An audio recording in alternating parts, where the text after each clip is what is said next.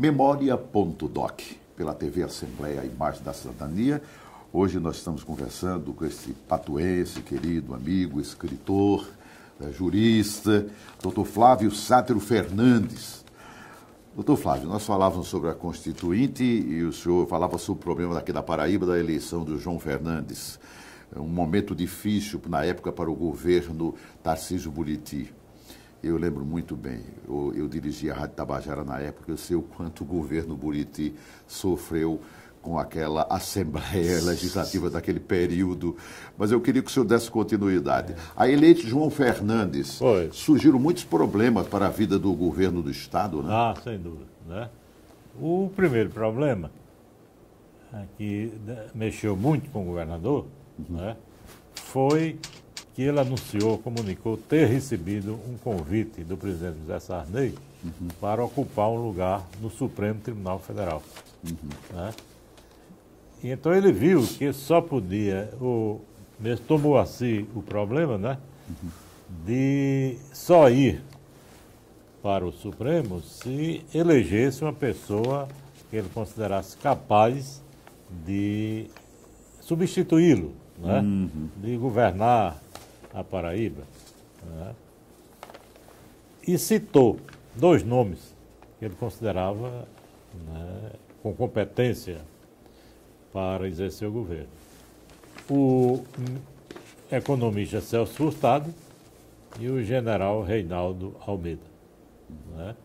Aí, isso aí já causou um rebuliço na Assembleia, porque os deputados queriam eleger um deles, né, para substituir o governador. Né? Para ele seria muito bom ter um companheiro ali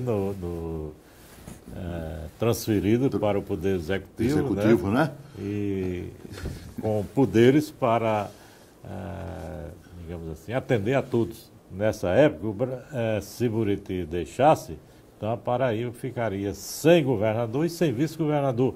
Porque o vice-governador havia falecido, que era o Raimundo Asfora. Sim, né? Sim. E como a vaga já se daria no segundo período de governo, então o substituto teria de ser eleito pela Assembleia Legislativa. Né? Aí os deputados meteram os pés, não, nós é que decidiremos quem será o governador. Egídio Madruga, né, com aquele seu espírito, disse, o melhor que o governador faz é deixar o general em paz. Aí pronto, ficou aquela conversa. Depois veio outro problema do aumento do funcionalismo. Né? Lembro disso. Aumento do funcionalismo. Esse aumento, os deputados começaram a colocar emendas, né?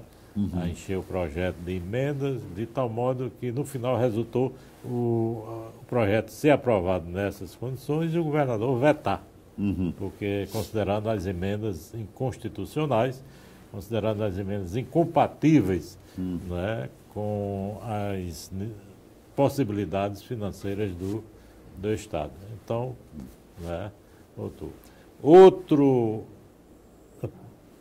problema, outro tema também que provocou um rebuliço foi um projeto apresentado por um dos deputados no sentido de dizer que, em caso de, ou melhor, dando competência ao presidente da Assembleia para não só, né, substituir o governador, mas também sucedê-lo. Né? Então não haveria nem mais eleição para, nesse caso, para o governador. Né? Porque se Buriti saísse, já se falava na saída dele para ser candidato a outro cargo, né, eletivo.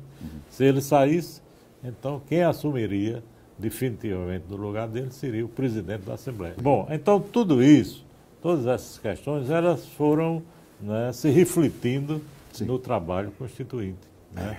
Porque várias normas, digamos, foram propostas, sugeridas e aprovadas com o destino certo, quer dizer, atingir o Poder Executivo. Então, vai nisso e essas questões vão desaguar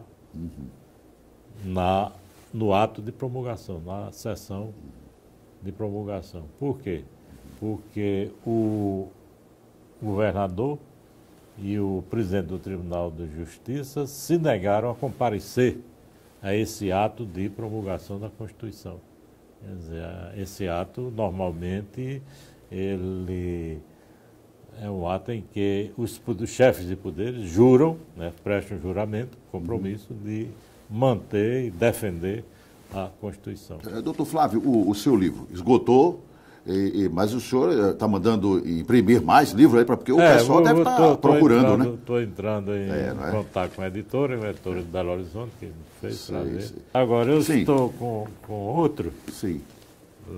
Ainda não foi lançado. Sim, não foi lançado. Olha aí, né? Que é uma história constitucional dos estados brasileiros. Essa obra eu trabalhei em parceria com o professor Paulo Bonavides. Muito bom, doutor Paulo Bonavides.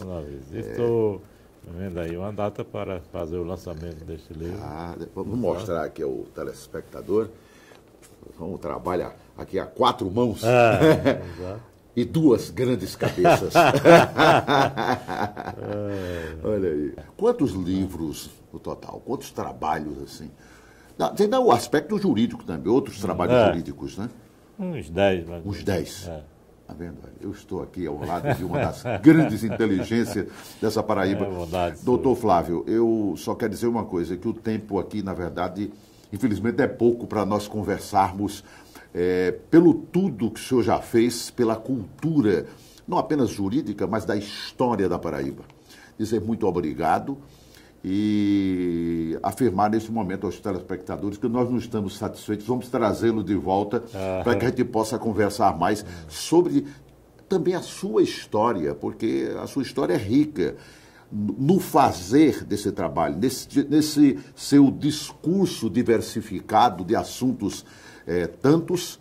A gente fica em débito para com o telespectador e com a obrigação de trazê-lo de volta aqui. Deus lhe abençoe e continue cada dia fortificando mais esta inteligência, né, para o bem da cultura paraibana. Muito obrigado. Tá ok. Nós conversamos com o Dr. Flávio Sátiro Fernandes no nosso programa de hoje. A você que esteve em mais um Memória.doc, obrigado. Até o próximo programa, se Deus quiser.